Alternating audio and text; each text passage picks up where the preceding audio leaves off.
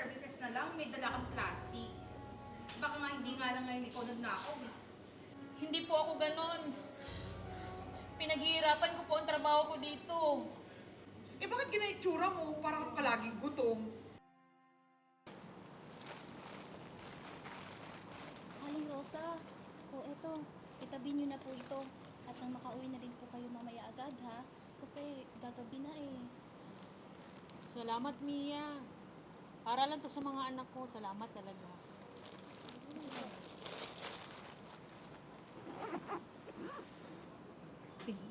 Ano mo yan, ha? Tumipak mo. Ewan ko lang. Ba, expert? Ba? Talagang parang eksperto magnakaw. Nako, masaya na naman yung mga anak ko nito.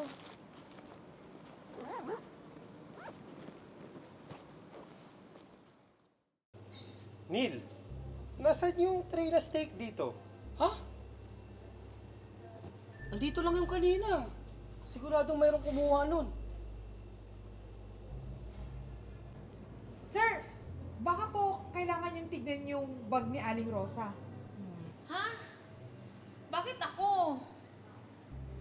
Eh, kayo na pa namin siya nakikitang may tinatago eh. Baka siya nga. Totoo po ba, Aling Rosa? May dala po ba kayong pagkain? Kaunti lang po. Yung tira lang po. Para sa mga anak ko. Di ko alam na may nawawala pala.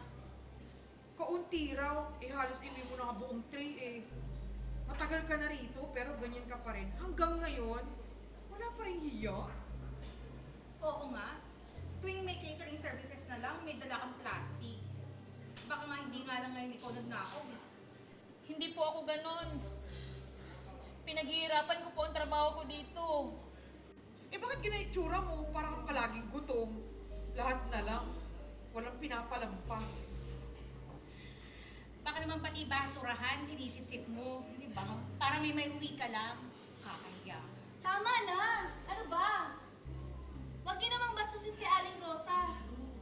Tingnan niyo oh, mas matanda pa siya sa inyo. Respetuhin niyo naman. Guys, wala tayong ebidensya. Huwag kayong manghusga. Yan? Hindi natin staff yan. Tagalabas yan. Ha? Siya ang kumuha ng tray at hindi si Aling Rosa.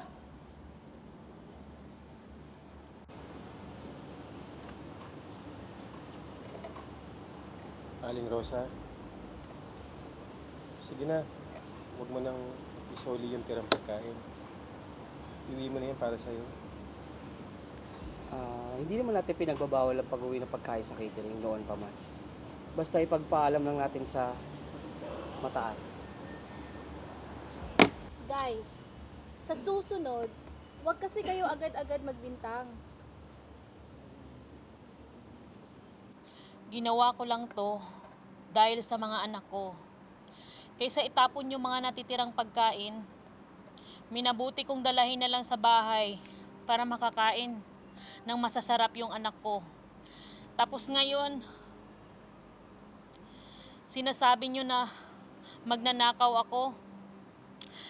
Araw-araw akong tumatayo, nagbubuhat, kahit masakit na yung katawan ko. Pero sa mga mata nyo, isa akong matandang takaw sa tira-tira. Pasensya na po, Aling Rosa.